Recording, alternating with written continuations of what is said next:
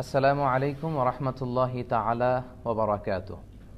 নাহমাদুহু ওয়া নুসাল্লি আলা রাসূলিহিল কারীম, আম্মা বা'দু ফাআউযু বিল্লাহি মিনাশ শাইতানির রাজীম। বিসমিল্লাহির রাহমানির রাহিম। ওয়া লিতুকমিলুল ইদ্দাতা ওয়া লিতুকাব্বিরুল্লাহা আলা মা হাদাকুম ওয়া লাআল্লাকুম তাশকুরুন। সাদাকাল্লাহুল আযীম। কাছে কিংবা দূরে, বাংলাদেশ থেকে কিংবা বাংলাদেশের বাইরে থেকে, যে যেখান থেকে আজকে রমাদানুল মুবারকের শেষ দিনে এই লাইভ প্রোগ্রামটি দেখছেন, তাদের সবাইকে জানাচ্ছি আন্তরিক শুভেচ্ছা এবং অভিনন্দন। ইতিমধ্যে এই লাইভটিতে 140 জন যুক্ত হয়েছেন। যারা যুক্ত হয়েছেন, যারা যুক্ত হচ্ছেন, আর শেষ পর্যন্ত যারা যুক্ত হবেন, সবাইকে জানাচ্ছি অগ্রিম ঈদ মুবারক, ঈদ সাঈদ, তাকাব্বালাল্লাহু মিন্না ওয়া মিনকুম আজমাইন। সম্মানিত সুধী, আমি গতকাল আমার ফেসবুক পেজে আপনাদেরকে জানিয়েছিলাম যে আমি আজকে বাংলাদেশ সময় 4:30 লাইভে চলে আসব। তো সেই হিসেবে লাইভে চলে আসা, আর একটি বিষয় নিয়ে আমরা কথা বলার চেষ্টা করব, সেটি হচ্ছে প্রিপারেশন ফর ঈদ ডে। মালয়েশিয়াতে হোপফুলি আজকে চাঁদ দেখা যাবে এবং আগামীকাল ইনশাল্লাহ আমরা ঈদ পালন করব। তো এই ঈদের দিনে বিষ্ণু ঈসা ইসলাম এবং সাহাবারা কিভাবে প্রিপারেশন নিতেন, কি তারা আসলে করতেন, এই বিষয়ে আমরা আসলে জানার চেষ্টা করব। সম্মানিত সুধী, আপনাদেরকে জানিয়ে রাখা ভালো যে যেই প্রোগ্রামটিতে আমি বসে কথা বলছি, এটি আসলে প্রোডাক্টিভ রামাদান নামে একটি প্রোগ্রাম, মান্থ লং প্রোগ্রাম। এই প্রোগ্রামটি হয়ে থাকে আন্তর্জাতিক ইসলামী বিশ্ববিদ্যালয় মালয়েশিয়াতে। প্রতিদিন এখানে প্রায় 100 থেকে 150 জন আন্ডারগ্রেড, মাস্টার্স এবং পিএইচডির স্টুডেন্টরা এখানে অংশগ্রহণ করে। প্রতিদিন একটি বিষয়ে আলোচনা হয়, এরপর আমরা একসাথে দোয়া মোনাজাত করি, ইফতারি গ্রহণের মধ্য দিয়ে আমাদের প্রোগ্রাম শেষ করি। তো তারই ধারাবাহিকতায় প্রোডাক্টিভ রামাদানের আজকে শেষ দিন। তো প্রোডাক্টিভ রামাদানের অর্গানাইজিং কমিটি আমাকে রিকোয়েস্ট করেছে যে প্রিপারেশন ফর ঈদ ডে, মানে ঈদের দিনের প্রস্তুতি, এ বিষয়ে কিছু কথা বলবার জন্য। তো আমি ভাবলাম যে আমার লাইভ প্রোগ্রামের সাথে যদি আজকের প্রোগ্রামটাকে মার্চ করে দেই, তাহলে একটি প্রোগ্রাম দিয়ে প্রোডাক্টিভ রামাদানও যেমনি আলোচনাটা করা হলো, পাশাপাশি আপনাদের সাথে শেয়ার করা হলো। তো আমার আলোচনার শেষের দিকে আপনাদের সাথে আমি শেয়ার করব যে এখানে অনেক ভাইরা বসে আছেন, তাদের সাথেও আপনাদের কানেক্ট করে দেওয়ার চেষ্টা করব ইনশাআল্লাহ। তো অনেকে আমাকে ব্যক্তিগতভাবে SMS করেছেন যে বাংলাদেশে অনেক জায়গায় 5টায় আজান শুরু হয়ে যায়, ফলে 5:15 হচ্ছে নামাজ, আসরের সালাত। তো সে কারণে 5:10 বেশি আমি আসলে বাংলাদেশ সময় অনুযায়ী 5:10 বেশি লাইভটা কন্টিনিউ করাটা ঠিক হবে না। তো ইনশাআল্লাহ বাংলাদেশ সময় 5:10 আমি 10 বা তার আগেই লাইভ ক্লোজ করে দিব, যাতে করে 5 মিনিট সময় আপনাদের হাতে থাকবে, আপনারা যে সালাতুল আসর জামাতে আদায় করবেন ইনশাআল্লাহ। আর সবাইকে বলে রাখি যে ঈদের দিনের বিষয়টা, কিভাবে আল্লাহ রাসূল সাল্লাল্লাহু আলাইহি ওয়াসাল্লাম ঈদ পালন করতেন এবং কিভাবে সাহাবারা ঈদ পালন করতেন, এই বিষয়ে গণসচেতনতার জন্য আপনারা লাইভটি শেয়ার করবেন, যাতে করে যারা আমাদের সাথে যুক্ত হতে পারেনি তারা যাতে পরবর্তীতে দেখে নিতে পারে। অলরেডি 330 জন আমাদের সাথে যুক্ত হয়েছে। তো আল্লাহর মেহেরবানি, আমরা তাহলে মূল আলোচনায় চলে যাই। সম্মানিত সুধী, সিয়াম পালন করা বা ঈদ পালন করা, এ দুটোই কিন্তু মুন সাইটিং এর সাথে সম্পৃক্ত, অর্থাৎ চাঁদ দেখার সাথে সম্পৃক্ত। বিষ্ণু ঈসা ইসলামের ইনস্ট্রাকশন হচ্ছে, তোমরা চাঁদ দেখে, তোমাদের ভূখণ্ডে চাঁদ দেখে তোমরা সিয়াম শুরু করবে, এবং চাঁদ দেখার মধ্য দিয়ে তোমরা শাওয়ালের 1 তারিখের চাঁদ দেখেই তোমরা ঈদ পালন করবে। বুখারীর বর্ণনা, বিষ্ণু ঈসা ইসলাম বলেছেন, সুমু লিরুইয়াতিহি ওয়া আফতিরু লিরুইয়াতি, অর্থাৎ চাঁদ দেখে তোমরা, রমাদানের চাঁদ দেখে সিয়াম পালন শুরু করো, আর শাওয়ালের 1 তারিখের চাঁদ দেখে তোমরা ঈদ পালন শুরু করো। তো এজন্য এই মুন সাইটিং এর সাথে এটা একেবারে ওতপ্রোত জড়িত। কিন্তু এ বিষয়ে অনেক স্কলারদের বিভিন্ন মত আছে যে কিভাবে এটা তারা করবে, কিন্তু সবচেয়ে ভ্যালিড অপিনিয়ন হচ্ছে লোকাল মুন সাইটিং। আপনি যে দেশে আছেন ওই দেশের চাঁদ দেখে, ওই দেশের ধর্ম মন্ত্রণালয় যখন ঘোষণা করবে যে আজ ঈদ বা আজ থেকে রোজা, আমরা তখন থেকে এটা পালন করব। তো সেই হিসাবে আজকে মালয়েশিয়াতে আমরা বোধহয় 29তম রোজা পালন করছি, এবং আগামীকাল হয়তো আমরা ঈদ পালন করব। এখন চাঁদের ঘূর্ণায়মান প্রক্রিয়া এবং অ্যাস্ট্রোনমি বা অ্যাস্ট্রোলজি, জ্যোতির্বিজ্ঞান এতটা উৎকর্ষতা সাধন করেছে যে মানুষ আগ থেকে এটা অ্যাজিউম করতে পারে। তো সেই হিসাবে মালয়েশিয়াতে, আমি তো অস্ট্রেলিয়াতে দেখলাম যে ওরা অ্যানাউন্স করেছে আগামীকাল ঈদ করবে। মালয়েশিয়াতেও হোপফুলি আজকে চাঁদ দেখা যাবে এবং আগামীকাল তারা ঈদ পালন করবে। তো ঈদ শব্দটা শুনলেই কেমন যেন একটা আনন্দ আনন্দ ভাব চলে আসে আর কি।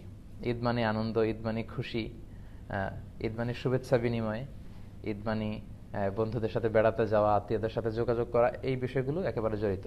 আসলে ঈদ শব্দটির দুইটি অর্থ হয়ে থাকে। ঈদ শব্দের অর্থ যেমনি আনন্দ, আবার ঈদ মানে যেটা বারবার ফিরে আসে। আদা ইয়াউদু, আদা ইয়াউদু মানে যেটা বারবার আসে, বারবার ফিরে আসে। তো ঈদ হচ্ছে এমন একটি আনন্দ উৎসব যেটা বছরান্তে দুবার ফিরে আসে, প্রতি বছর। এবং বিশেষ করে ঈদ উল ফিতরের বিষয়টা কিন্তু খুব বেশি আনন্দ ঘন, কারণ এটার জন্য আমরা একদিন, 2 দিন, 3 দিন করতে করতে প্রায় 29 বা 30টি দিন পর্যন্ত অপেক্ষা করি। এজন্য বিষ্ণু সাল্লাল্লাহু আলাইহি ওয়াসাল্লাম বলেছেন যে লিস-সাইমি ফারহাতান, ফারহাতুন ইনদা ফিত্রিহি ওয়া ফারহাতুন ইনদা লিকাই রাব্বিহ। যারা সিয়াম পালন করে তাদের জন্য দুটি আনন্দের বিষয়। এক হচ্ছে তারা যখন 29 দিন বা 30 দিন রোজা রেখে তারপরে শাওয়ালের 1 তারিখে যখন তারা খাবার গ্রহণের মধ্য দিয়ে ঈদ পালন করে, এটা একটা আনন্দ।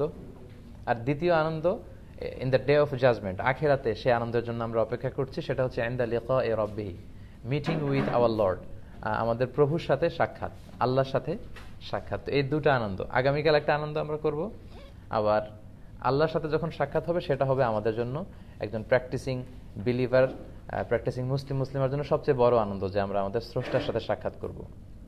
তো এই ঈদটা হচ্ছে আমাদের the biggest carnival and festival of Muslim community. মুসলিম বিশ্বের সবচেয়ে বড় উৎসব, আনন্দ উৎসব বলা যায়, ধর্মীয় উৎসব বলা যায়, সবচেয়ে বড় কার্নিভাল, সবচেয়ে বড় ফেস্টিভ্যাল। এর চেয়ে বড় কোনো উৎসব কিন্তু গোটা মুসলিম বিশ্বে আর দেখা যায় না। আগামীকাল দেখা যাবে যে প্রায় 56টি মুসলিম দেশের অধিকাংশ দেশই ঈদ সেলিব্রেট করছে, অল্প কয়েকটি দেশ হয়তো তার পরের দিন ঈদ সেলিব্রেট করবে। তো ঈদের এই আনন্দ বা ঈদ উদযাপনের ইতিহাসটা কোত্থেকে শুরু হলো, আমরা যদি সেখান থেকে একটু শুরু করি তাহলে মুসনাদে আহমদ ইবনে হাম্বালের একটা হাদিসকে কোট করা যায়। আনাস ইবনে মালিক রাদিয়াল্লাহু আনহু, খাদিম রাসূলুল্লাহ, তিনি বর্ণনা করেছেন যে রাসূল সাল্লাল্লাহু আলাইহি ওয়াসাল্লাম যখন মক্কা থেকে মাইগ্রেট করে মদিনায় আসলেন, এসে দেখলেন যে আউস খাজরাজের লোকেরা তারা বছরের 2টি দিনে খুব আনন্দ উৎসব করে, খেলাধুলা করে। তো রাসূল সাল্লাল্লাহু আলাইহি ওয়াসাল্লাম তাদের জিজ্ঞেস করলেন, মা হাদান আল ইয়াওমান, এই 2টি দিন এগুলো কিসের দিন? তখন তারা বলল, কুন্না নালআবু ফিহিমা ফিল জাহিলি, আমরা জাহিলি যুগে এই 2 দিনে খুব আনন্দ উৎসব করতাম, খেলাধুলা করতাম, উৎসব করতাম, তারই ধারাবাহিকতায় আমরা এটা করি। তখন বিষ্ণু সাল্লাল্লাহু আলাইহি ওয়াসাল্লাম বললেন, ইন্নাল্লাহা ক্বাদ আবদালাকুম বিহিমা খায়রাম মিনহুমা, আল্লাহ তোমাদের জন্য এই 2টা দিনের চেয়ে আরো শ্রেষ্ঠ 2টা দিন দিয়ে এই 2টা দিনকে চেঞ্জ করে দিয়েছেন। এই দিনে তোমাদের আনন্দ করা লাগবে না, তোমাদের জন্য আল্লাহ স্পেশাল 2টা দিন উৎসবের জন্য গিফট পাঠিয়েছেন। সেটা হচ্ছে, একটা হচ্ছে ঈদুল ফিতর আর একটা হচ্ছে ঈদুল আদহা, অর্থাৎ শাওয়ালের 1 তারিখে তোমরা আনন্দ উৎসব করবে, যেটা আমরা আগামীকাল সেলিব্রেট করবো ইনশাআল্লাহ। আরেকটা হচ্ছে জিলহজের 10 তারিখ, আরাফার দিনের পরে, হজ পালন শেষে 10 তারিখে আমরা কোরবানি করার মধ্য দিয়ে যে উৎসবটা করি সেটা হচ্ছে ঈদুল আদহা। তো এই জন্য এই দিনটাকে বলা হয় আল মেহেরজান আল ইসলামী, মানে মুসলিম বিশ্বের সবচেয়ে বড় অনুষ্ঠান। ইয়াউমু আকলিন ওয়া শুরবিন ওয়া বিআলিন ওয়া ফারাহিন ওয়া সুরুর, এই দিনটা হচ্ছে আনন্দের দিন, শুভেচ্ছা বিনিময়ের দিন, খাবার দাবার এগুলো করবার দিন।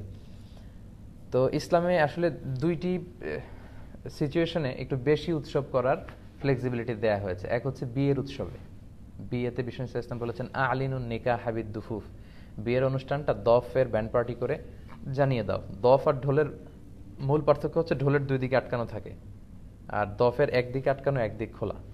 এবং বিষ্ণু যখন মক্কা থেকে মদিনায় হিজরত করে এসেছেন, মদিনাবাসীরা সানিয়াতুল ওয়াদা নামক জায়গায় দফ নিয়ে বিশ্বনবীকে ওয়েলকাম করেছেন আর পড়েছিলেন তলা আল বদরু আলাইনা মিন সানিয়াতিল ওয়াদা। তো এই বিয়ের অনুষ্ঠান আর ঈদের অনুষ্ঠানে বিষ্ণু সাল্লাল্লাহু আলাইহি ওয়াসাল্লাম এই আনন্দ উৎসবের কথাগুলো বলেছেন। আমরা যদি সহিহ বুখারীর একটি ন্যারেশনকে এখানে কোট করি, আমরা দেখব যে বিষ্ণু সাল্লাল্লাহু আলাইহি ওয়াসাল্লাম ঈদের দিন মসজিদে নববীর পাশে সুদানি, মানে কালো রঙের যে সাহাবারা, কালো চামড়ার, তাদেরকে খেলাধুলা করার পারমিশন দিয়েছেন। কেন? ইমাজিন, মসজিদে নববী, one of the holy mosque in Islam, মসজিদে নবীর পাশে তারা তীর দিয়ে, বল্লম দিয়ে তারা খেলাধুলা করছিল। তো তখন মা আয়েশাকে বিষ্ণু সাল্লাল্লাহু আলাইহি ওয়াসাল্লাম জিজ্ঞেস করলেন, তাশতাহিন তানজুরিন, আয়েশা তুমি কি খেলা দেখতে চাও? মা আয়েশা বললেন, হ্যাঁ দেখতে চাই। তো বিশ্বনবী তো দেখতে পারবেন, কিন্তু মা আয়েশা তো পর্দা করে যেতে হবে। তো বিষ্ণু সাল্লাল্লাহু আলাইহি ওয়াসাল্লাম বললেন, তুমি আমার কাঁধে ওঠো। মা আয়েশাকে উনি কাঁধে তুললেন। হাদিসের বর্ণনা এসেছে মা আয়েশার থুতনি বিশ্বনবীর এই কাঁধে, মা আয়েশার গালের সাথে বিশ্বনবীর গাল লেগে আছে। তো ওনাকে কাঁধে তুলে বিষ্ণু সাল্লাল্লাহু আলাইহি ওয়াসাল্লাম ঘরের পর্দাটা একটু ফাঁকা করে দিলেন, ওখান দিয়ে মা আয়েশা খেলা দেখতে লাগলেন। ইভেন বিষ্ণবী খেলা দেখতে দেখতে এতটা এক্সাইটেড হয়ে যাচ্ছিলেন, বিষ্ণু সাল্লাল্লাহু আলাইহি ওয়াসাল্লাম বলতেছিলেন দুনা কুমিয়া বানি আরফাদা, এই এদিক দিয়ে মারো, এই এদিক দিয়ে খেলো, এদিক দিয়ে খেলো। আমরা অনেক সময় এরকম করি যে এই গোল এদিক দিয়ে দাও, এই ছক্কা টাইপের মারো। রাসূল সাল্লাল্লাহু আলাইহি ওয়াসাল্লামও তাদের সাথে কিন্তু টেক পার্ট করছিলেন, অংশগ্রহণ করছিলেন, এবং মা আয়েশাকে নিয়ে তিনি খেলা এনজয় করছিলেন। তো সম্মানিত সুধী, এতে করে এই হাদিস থেকে যেটা প্রমাণিত হয় যে ঈদের দিন একটু খেলাধুলা, একটু আনন্দ উৎসব, হ্যাঁ, একটু দফ বাজানো যদি সুযোগ হয়, এটা হতে পারে। অল্প বয়সী ছেলে মেয়েরা ওরা একটু নাচ গান করবে, গাইবে, ইসলামী নাশিদ গাইবে, দফ বাজাবে, এটা হতে পারে। কিন্তু আবার ম্যাচিউরড ছেলে মেয়েরা, হ্যাঁ, তারা আবার ফ্রি মিক্সিং করা, এটা করা যাবে না, যেটাতে ফিতনার সম্ভাবনা আছে। ছোট্ট ছেলে মেয়েরা একটু গান করলো, একটু নাচ করলো, দফ বাজালো, এটা হতে পারে। এটার প্রমাণ হচ্ছে বুখারীর আরেকটা বর্ণনায় বিষ্ণু সাল্লাল্লাহু আলাইহি ওয়াসাল্লাম একবার ঈদের দিন নামাজ শেষে এসে মা আয়েশার ঘরে শুয়ে আছেন। তখন আনসারি দুটো ছোট্ট মেয়ে দফ নিয়ে এসে বোয়াজ যুদ্ধের নাশিদ গাচ্ছিল। বোয়াজ হচ্ছে আউস এবং খাজরাজ গোত্রের মধ্যে সর্বশেষ যে যুদ্ধটা হয়, তো ওই যুদ্ধের কবিতার গানগুলো তারা গাচ্ছিল আর দফ বাজাচ্ছিল। ঠিক ওই মুহূর্তে আবু বকর ঘরে ঢুকে পড়লেন। সেদিন আবু বকর ঢুকে উনি খুব রেগে গেলেন, রেগে ছোট্ট মেয়ে দুটার ঘর থেকে বের করে দিবেন এরকম একটা অবস্থা। বিষ্ণু সাল্লাল্লাহু আলাইহি ওয়াসাল্লাম বললেন, দা আহু ইয়া আবু বকর, ছেড়ে দাও না, রাখো। আবু বকর কিছু বলো না, কারণ ইন্না লিকুল্লি কওমিন ঈদ ওয়া হাযা ঈদুনা, সব জাতির একটা আনন্দের পর্ব থাকে, উৎসব থাকে, আর আজকের দিনটা আমাদের আনন্দের দিন।